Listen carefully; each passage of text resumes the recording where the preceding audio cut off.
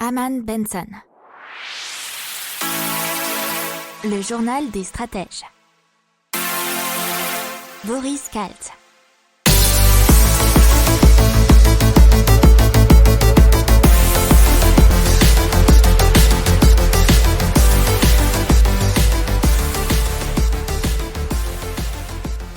Bonjour à tous, nous sommes le lundi 11 janvier 2021 et vous écoutez le journal des stratèges et c'est le numéro 22. Mais bien sûr, vous êtes au premier épisode de cette année 2021.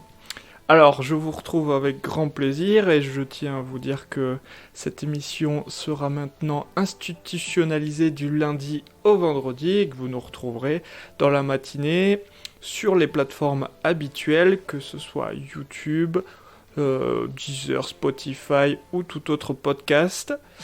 Vous le verrez tout simplement dans la newsletter, ça sera totalement expliqué dans ces prochains jours et autant qu'il le faudra. Alors, on part tout de suite avec le sommaire du jour, avec bien entendu dans l'économie, la France, la consommation des ménages qui chute de 18,9% en novembre. En Espagne, et à cause du Covid, s'ajoute la hausse des prix et la progression du chômage. Un petit mot sur le Brexit avec la règle d'origine et un premier problème pour les produits britanniques. Dans les nouvelles technologies et la future station lunaire qui sera en partie construite en France. Ensuite, l'impact et le développement durable. Et quelque chose sur l'alimentation et l'éco-score qui évalue l'impact environnemental. Allez, c'est parti, on démarre tout de suite avec l'économie. Et la consommation des ménages qui chute de 18,9% en novembre, selon l'INSEE. Alors, il faut d'abord voir qu'il y avait eu une hausse de 3,9% au mois d'octobre de la consommation des ménages, mais malheureusement, elle a dégringolé de 18,9% en novembre, selon les derniers chiffres publiés par l'INSEE vendredi 8 janvier. Et c'est dû principalement au reconfinement qui a eu lieu fin octobre.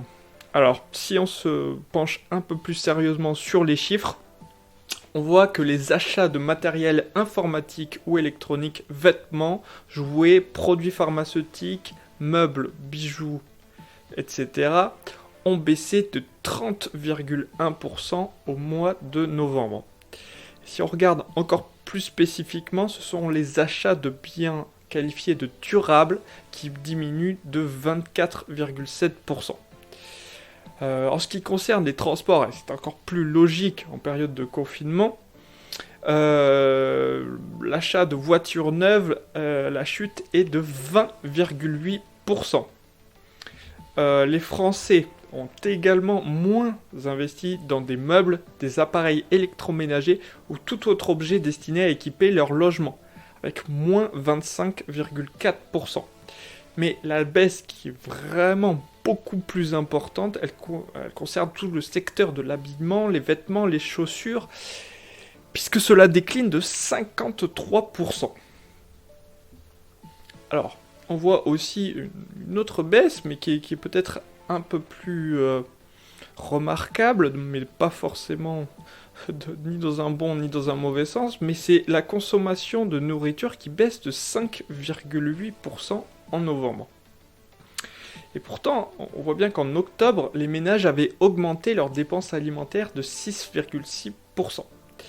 Un autre budget, et ça c'est très important à le noter, c'est le budget carburant qui a diminué de 22,8%. Et bien entendu, puisqu'on a diminué grâce ou à cause du confinement, c'est selon vous, vous déciderez nos trajets, que ce soit nos trajets pour aller au travail, mais aussi pour aller restaurant, bar ou tout autre loisir, puisque la plupart du temps, les seuls loisirs qui étaient possibles et les sorties possibles étaient dans le secteur de 1 km, et bien entendu, personne ne prend sa voiture pour cela.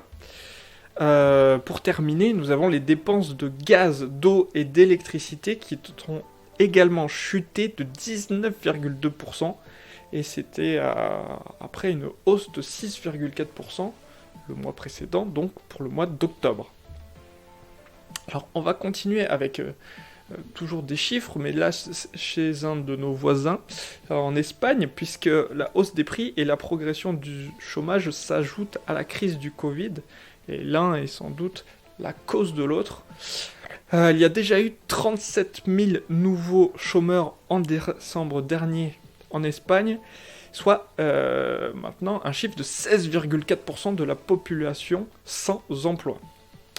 Ce qui commence vraiment à être très très important pour le pays, pour nos voisins espagnols. Certains produits comme les aliments et les boissons sucrées connaissent un pic fulgurant de la TVA passant de 10 à 21%. Alors cela, ce sont ce qu'on appelle l'ascension du mois de janvier en Espagne. C'est une hausse des prix sur beaucoup d'articles que l'on retrouve chaque année. On voit également dans cette même vague le prix des céréales qui est également revu à la hausse, faisant monter de 10 à 20 centimes le prix du pain. Le prix du gaz avec une hausse de 6% ou de l'électricité de 27%, et cela fait beaucoup grincer malheureusement en Espagne. Et la pauvreté énergétique toucherait, selon cette étude, 10% de la population. Et bien entendu, je le rappelle, si vous voulez plus de détails sur ces articles, abonnez-vous à notre newsletter. On continue avec le Brexit et une règle très spéciale qui s'appelle la règle d'origine. Et c'est un premier problème pour les produits britanniques. Alors pour expliquer cette règle, un bien est soumis à un droit de douane s'il est arrivé de l'étranger sur le sol britannique, puis réexpédié tel quel vers un pays membre du marché unique et de l'union douanière. Alors, l'accord sur le Brexit qui a été signé tardivement fin décembre prévoit l'absence de taxes, mais seulement pour les produits fabriqués à au moins 50% au Royaume-Uni. Donc ce qui ne toucherait pas par exemple des produits fabriqués en Chine qui arrivent au Royaume-Uni et qui ensuite repartent. Et l'Irlande est apparemment particulièrement exposée à cette taxe, notamment puisque de nombreuses enseignes britanniques sont implantées dans ce pays. Notamment le géant des supermarchés Tesco ou Marks & Spencer. Et il y aura également un impact très important sur les livraisons en Irlande, mais aussi France et République tchèque. Alors, l'association des commerçants britanniques, le BRC, affirme qu'une cinquantaine de ses membres devront faire face à une hausse de coûts et pourraient bien revoir leur chaîne d'approvisionnement. C'est ce qu'on verra par la suite s'ils trouvent une solution à leurs nouveaux problèmes.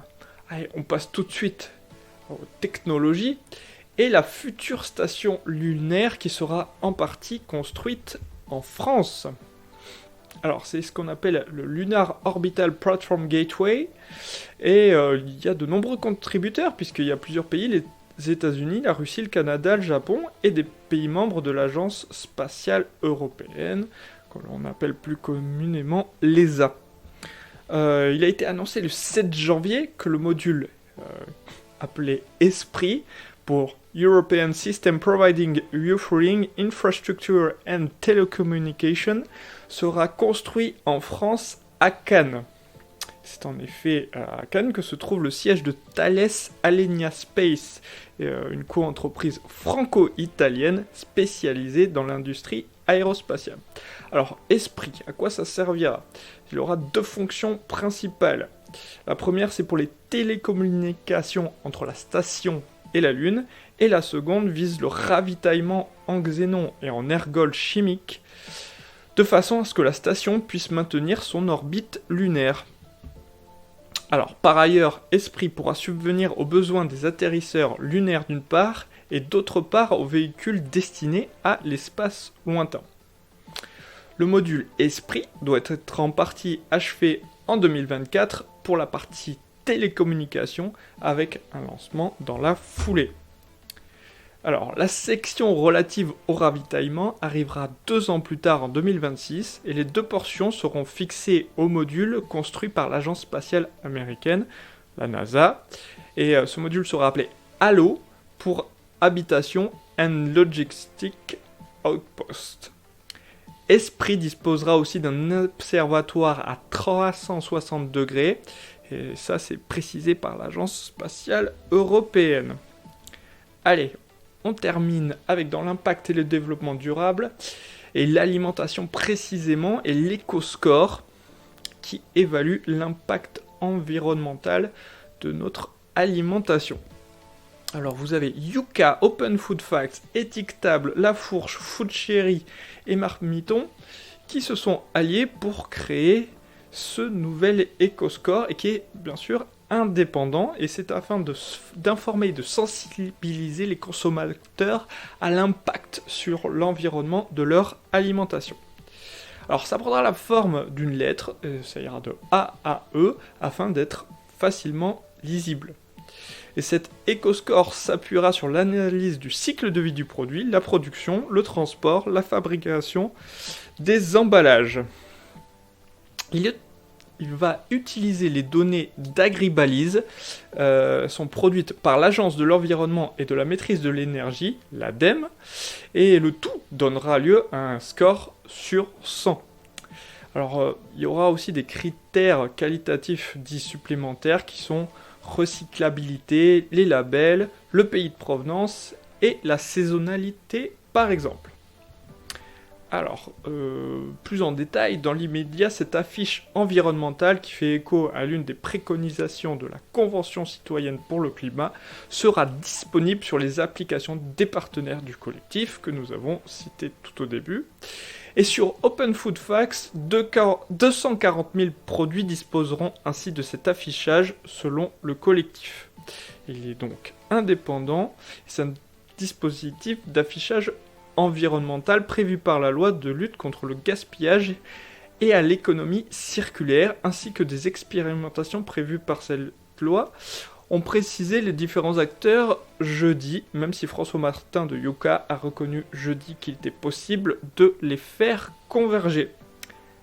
Allez, voilà, c'est tout pour aujourd'hui. Et donc n'oubliez pas, si vous le souhaitez, de vous abonner à notre newsletter sur Hamann & Benson Stratégie. Si vous aimez ce podcast et que vous souhaitez entendre tous les jours l'actualité que l'on vous donne, eh bien vous pouvez vous abonner et vous nous retrouverez ainsi tous les jours du lundi au vendredi. Voilà, je vous souhaite une excellente journée et je vous dis à demain. Ciao!